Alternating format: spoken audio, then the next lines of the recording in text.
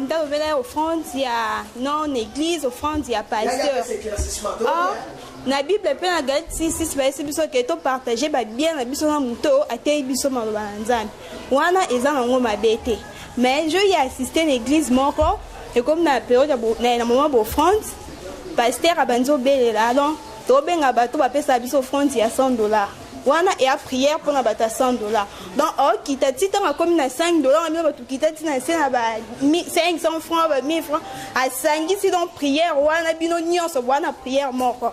Yongo za réalité mo to mon église ba bénédiction et commissaire ba moyen mutu comment pour l'église on s'autoya capoto sa bénédiction venant du Seigneur donc biso to comme na biso ko za offrande ngo to ka ba bénédiction selon catégorie de na omo benga ba société soit entreprise pour la nini lelo ba pasteur ba omo kolingami ko gagner mbongo ko gagner milimo bato te wala kisabatu nzela Nzambe solo c'est total lelo au moins lelo ba mama misusu o na bala o na bota mais abala bota ajo passer journée au ban église na pasteur pasawana aza ko encourager ba chose wana ya mi baleza po abiso ba jeune o Nzambe apesa musala Nzambe apesa musala mo ke na église de 6h à 20h so musala ngo ko luka erni des autres sexuels ils ont pour nos frères et des autres sexuels ils appellent na pasteur au basala kango mais pasteur wana bazape debout likola cher et ba respecter même cher wana té. Alors ma question est celle-ci est-ce des autres sexuels et na pasteur mususu mona abimaka na ba sœur oya encadrer en église et ateyaka asalaka nyonso na kati église est-ce c'est bon ou c'est mauvais? Je crois, moi, des ordres de Moses Salima à l'église, le co étalé sacerdoce. Biso ba jeune, auto côté na Kibonzambe, beaucoup plus, ba pasteur, bazo qui na biso ministère, où ils en apprend na biso te. Et biso ba jeune, to ndi ma ministère wana na ignorance. On a dans des ordres de salut ma casse dans l'église au moins un jeune pour avoir diversé et pasteur a juillet oh non il faut on va nous modérer modération après 2 mois oh frère il faut la consacrer moi des ordres on a mis ça dans ma casse si ma consacration au niveau de la biche ba jeune pour la jeunesse au bien église que les bosso c'est un pasteur base à l'exemplaire ba leader base à l'exemplaire de vaba na bango ba okamba poto évoluer botika ba offrande de lekebele offrande à faveur soit de grâce offrande sociale le lopoku tana pasteur faut son ba jeton tu es bien hôpital tu appelles ça mon affiche le ne l'église comme mon affiche ali on va bien en conciliation prophétique prophétique oh concession prophétique donc ça maman le baka na moment mutoye ko exprimer problème n'est pas pasteur té dans la 9 frère moi le biawa abi Jésus Christ le bien on va dans Marc 16:17 nous savons abi que voici les miracles qui accompagneront à ceux qui auront crié à mon nom ils chasseront les démons alors ba on va pasteur té alors bien mutu nyonso on dit mais même apporte pas bi quoi seulement Jésus Christ sera sauvé. Après si pouvoir na mutu nyonso azondimae lelo so lobi pasteur bi me touche pas à mewe qui est mewe c'est lui qui a Saint-Esprit so don dimi Jésus Christ est comme sauveur Saint-Esprit kotikat na yo o komi wen de l'Éternel et c'est bela katinai frère lelo bena côté abiso mewe amen frère déjà bana côté abiso mewe makambo eza matata toyi toyoka lisusu basere bazobanga to ndenge nini nenomona no misapi pena misapi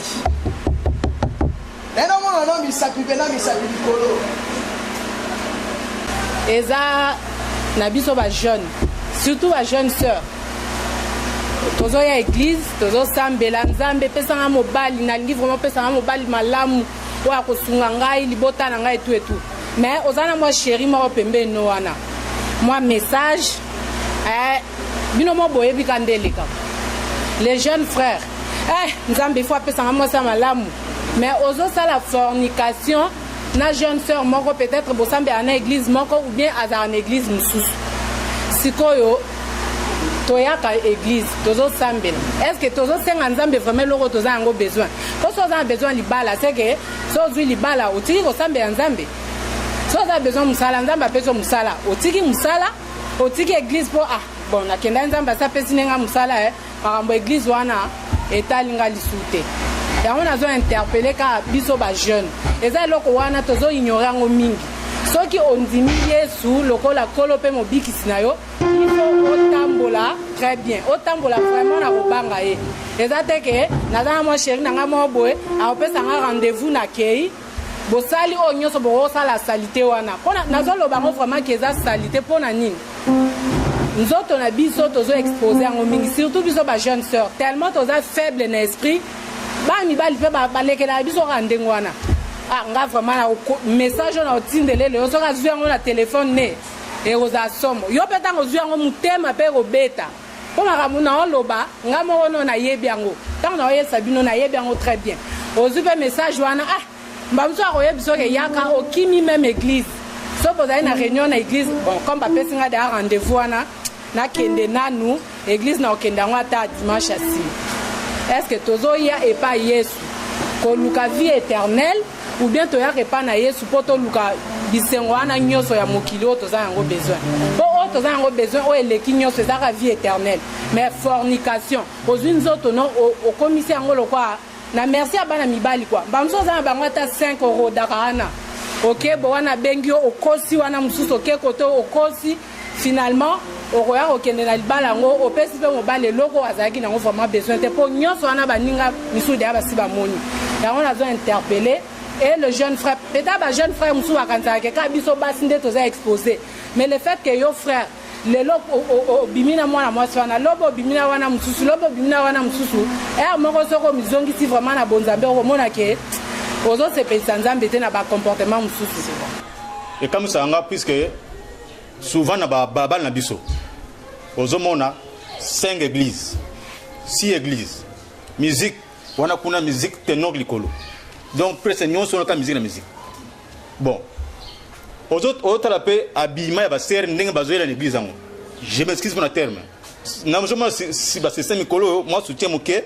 bazui nini na bango tout ça bon protocole en attendant azana na porte biso pe ba jeune moi fashion na biso pe ba nini donc tu es na porte peut-être côté en attendant nini protocole azana porte bon wana toza ko lagisa ba biloko ngo wana ou bien toza vraiment na ndako ya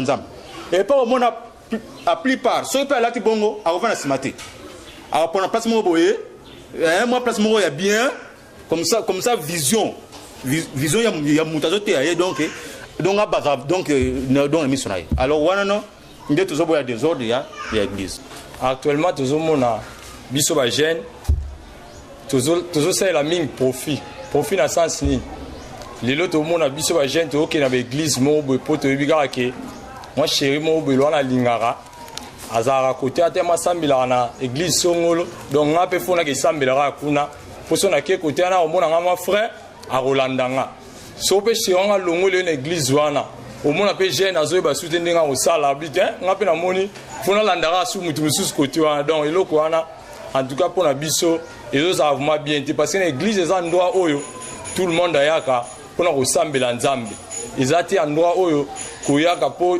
souvent o nani o chéri mo zala kawana tellement ya sambela kuna fonga peka na kende kuna ezape na place mo ya bakambo wana te ba réalité o tozo mona le na église au lieu batu biso to imiter nzambe voilà le bi biso to la imitateur na yi lokola yi aza imitateur ya Christ mais le peuple de Dieu na ba église ba koma ko imiter nde ba représentant ya ba église au mona muto osala débat mo pour na pasteur na yiki no pasteur na nga alata ko le ka ba pasteur nyonso azala mbongo le ka ba pasteur nyonso est-ce que eza biloko oyo vraiment toyei kokipango tosala yango débat na église oyo be fo tosengi tolanda makambo mosusu biso toza soki ozomona paster na yo azosala likambo ezali à l'encontre ya parole de Dieu soki yo ozolobela ye te bozoparticipe bino mibale soki azali moyibi yo ozozwa ntango kolobela ete katikaki moyibi bino mibale bokomi bamiyibi bino mibale soki azotambola kati na impudicité yo ozali na ntango kozongisa ete selon makomi du yo mpo ozotambola na impudicité neti ye do biso nyonso tu nde toza tobengai bana na nzambe fo tozala basentinelle entre biso mpo na kati na bible oyo aleki moninga azali te me nde motu na moto azali na grâce oyo nzambe apesa ye soki otali lelo eza na bapaster ebele bazobima na basere ndenge bafrère basili oloba biso moko bajeune ebele mpe toyebi makambo wana baeglise mais mpo na nini te force wana ya kodenonse makambo ya ndenge wana eza te tozokoka yango te omona un frère aza jeune ayebi ke frère oyo to sere oyo to mokambi moko abimaka na sere moko boye mais aza na makoki te ya kotelemela likambo wana kapasité wana eza te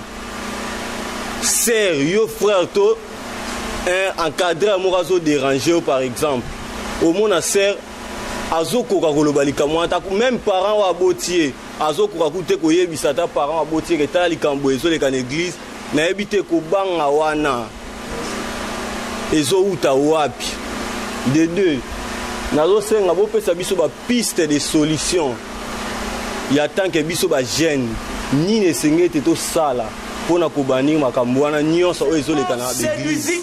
Ève par sa ruse, je crains que vos pensées ne se corrompent et ne se détournent de la simplicité à l'égard de Christ. Frère, l'Anna verset 4 malam.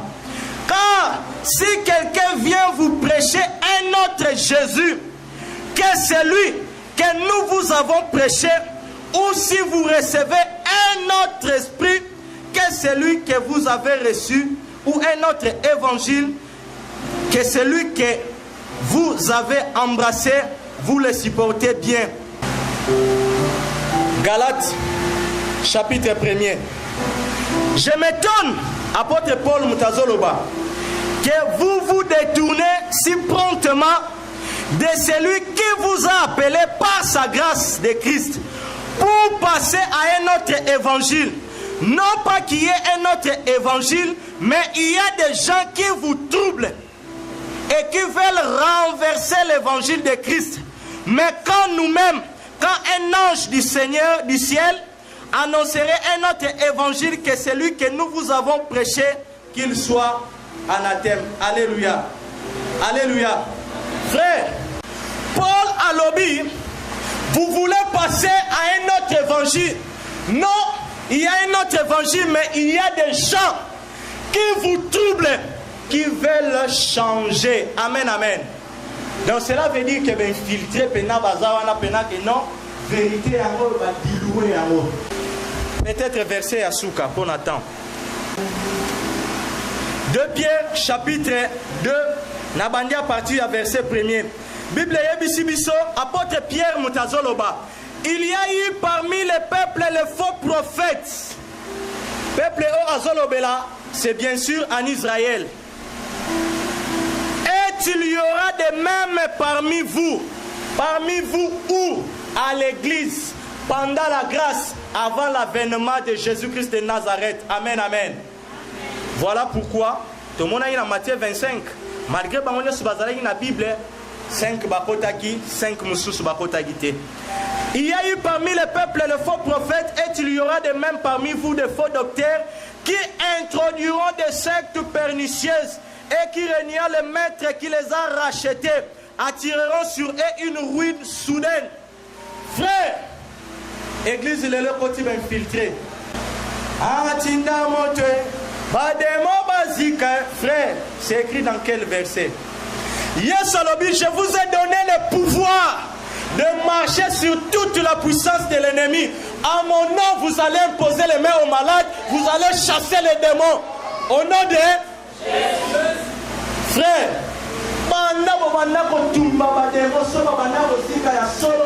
et les barons aussi basila. Amen, amen.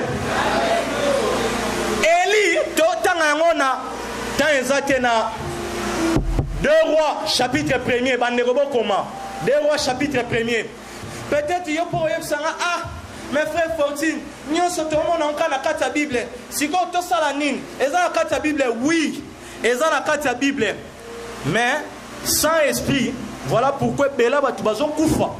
Mutumusou sur mon attend, azalagi na païen, azalagi na moi bonne moralité, mais tellement qu'une église combat spirituel et l'église tellement que à l'okoti va démon ya haine.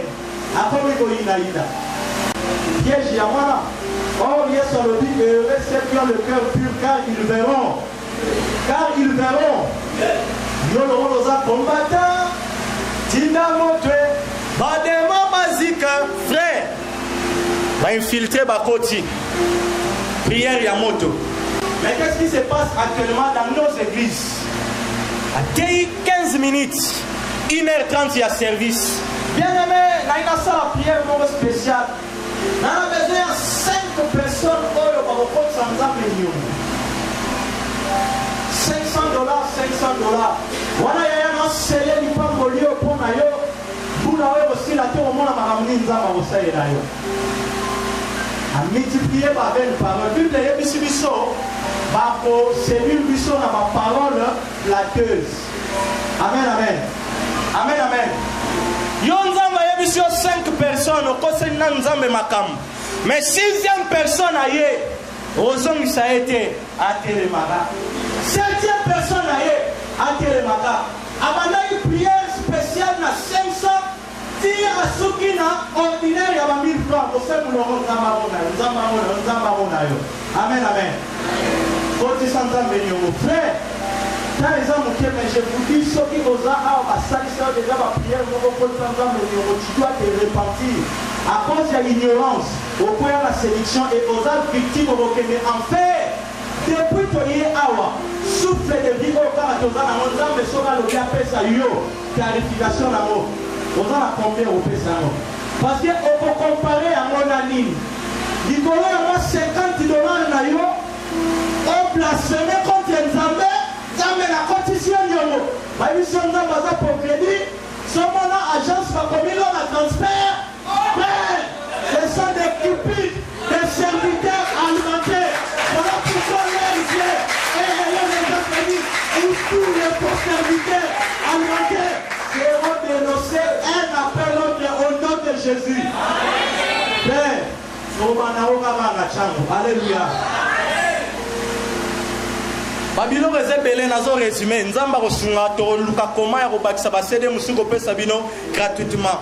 Tolobeli 3 points. Ya liboso ezanini ignorance. Ya mibale ezanini. Ya misato ezanini.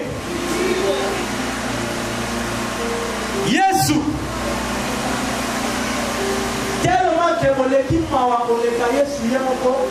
Na ba paroisse na biso catholique okomona wana na mwa point moko boye acha bana pesa imutaye mokonzi frère laissez-moi vous dire spirituellement ces prêtres là bayebi makamoni ne basala na monde ya ténèbres bayebi que eza blasphème moko cela veut dire quoi?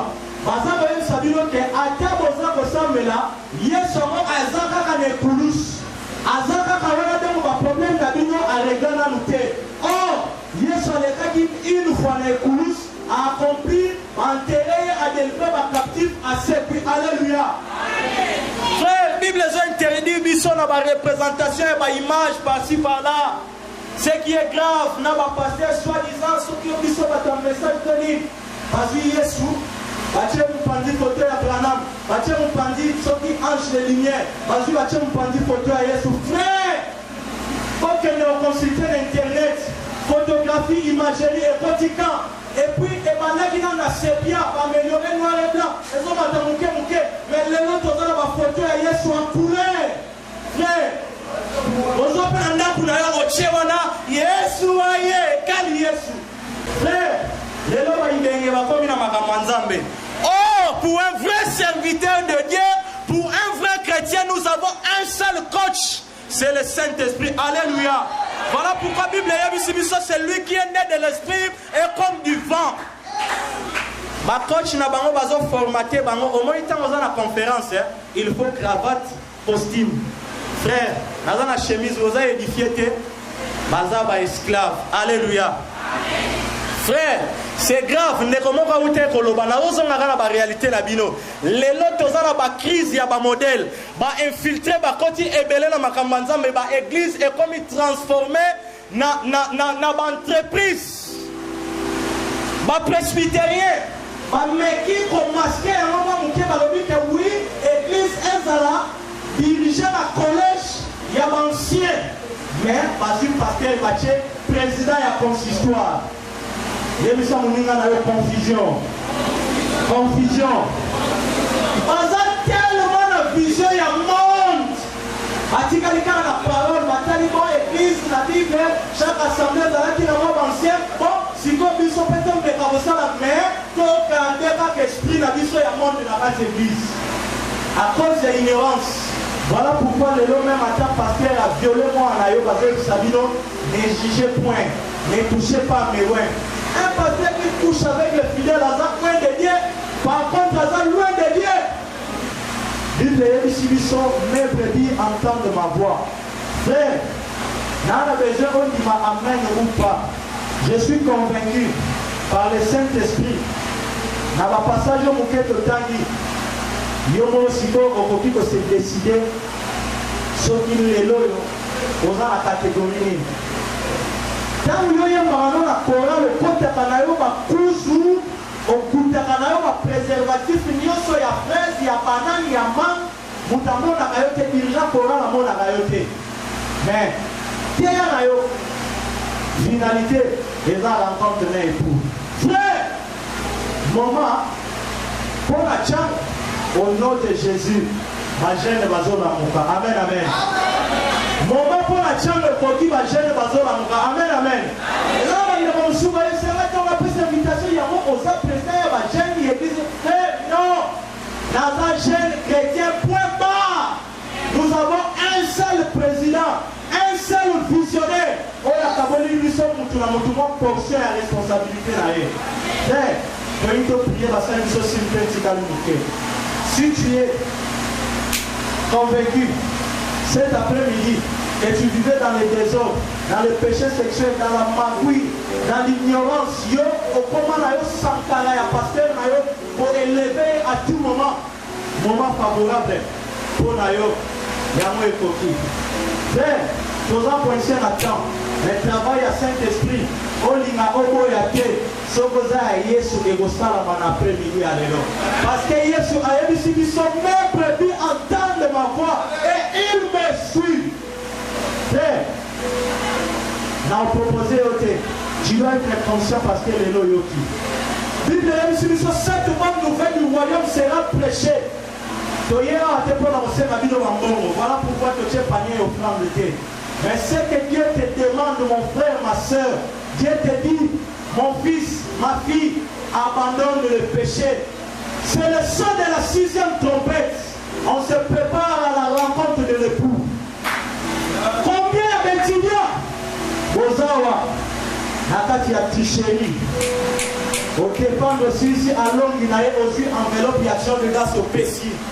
Votre ensemble, il n'a rien dit ça qui dit là, tout le monde a un diplôme. Dieu te dit, répands-toi. Frère, s'il vous plaît, nous voulons prier pendant quelques minutes.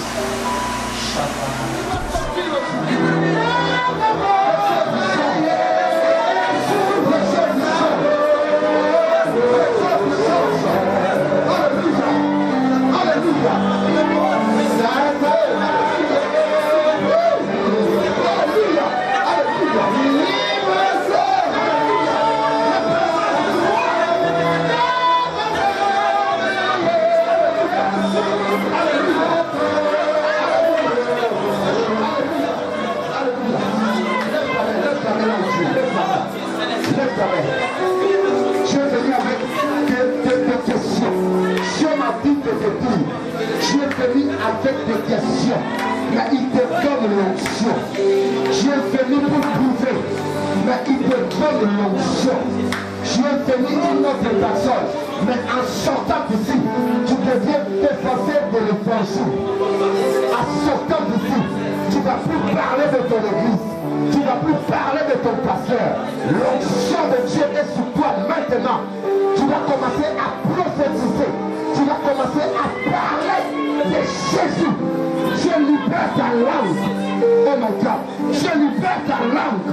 J'ai dit, beaucoup de gens qui ont été devant vous, ils ont échoué. Et moi, je les ai rejetés. Je t'ai choisi toi.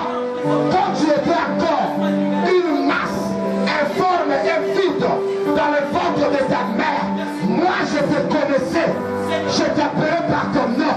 À partir de maintenant, tu es mon serviteur.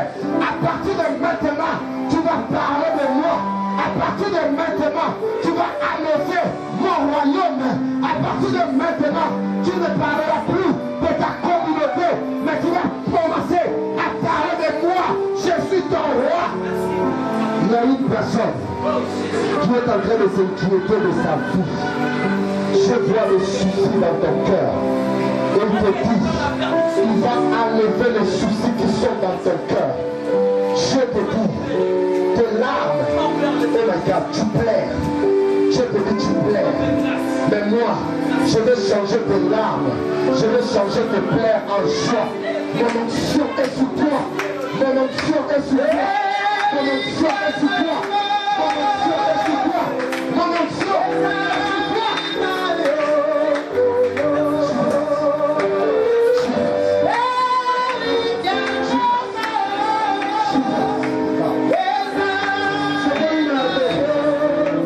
Je vois une armée nouvelle qui se lève. Allez investissez le vie. Allez dans le point de vie. Annoncez Jésus. Le temps est arrivé. Jésus est à la porte. La bonne nouvelle, écoutez. La bonne nouvelle. Jésus, que tu as toujours prié, est à la porte. Jésus arrive bientôt. Et ce jour-là, Jésus ne te demandera pas si tu étais dans quelle église. Non! Il te demandera. Mais la crainte que tu avais pour moi, si tu avais la crainte, tu vas entrer au ciel. Si tu n'avais pas la crainte, tu es jeté dehors. Loin à l'enfer. Jésus ne te demande pas ton église. Jésus te demande la crainte. Est-ce que tu as craint ou non? Tu avais l'obéissance, oui ou non?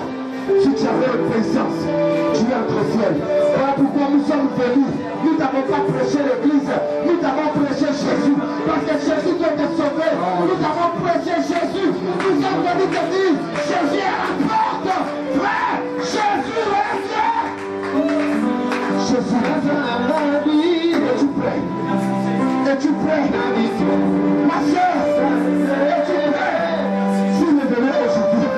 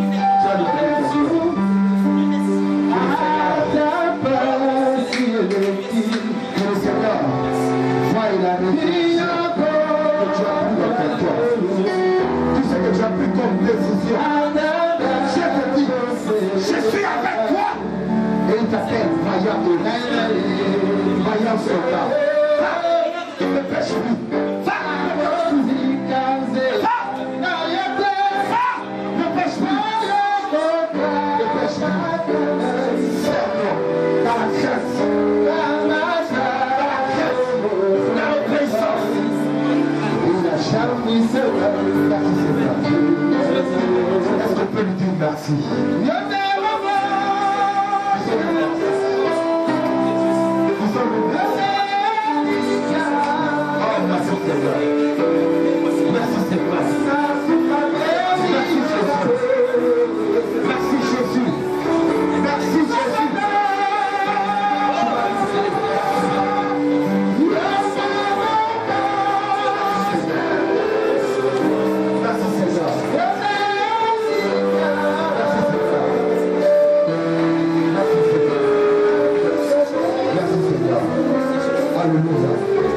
Regardez, frère.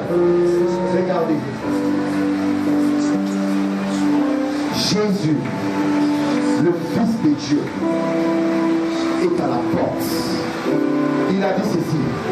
Quand vous verrez de grands tremblements de terre, sachez que le Fils de l'homme est à la porte. Il y a de cela quelques jours. Tremblement de terre à Népal. Plus de 10 000 morts. Est-ce que ça ne vous dit pas que Jésus est à la porte? Jésus est à la porte. Il ne vient pas chercher nos églises. Non. Il vient chercher des hommes et des femmes qui le craignent. Si tu crains Dieu, tu vas partir avec lui. Et c'est que j'aimerais vous dire aujourd'hui. Crains Dieu. Crains Dieu. Ne sois pas hypocrite. Ne sois pas un Dieu dedans, un Dieu dehors. Crains Dieu. Même lorsque le champ ne te voit pas. Crains Dieu. Marche dans l'obéissance. Et là, tu iras au ciel. Mais si tu es ni chaud, ni froid, qu'est-ce que Dieu dit? Je te bénirai. Que le Seigneur Dieu vous bénisse. Est-ce que tu peux acclamer le Seigneur? Merci Seigneur. Acclame Dieu.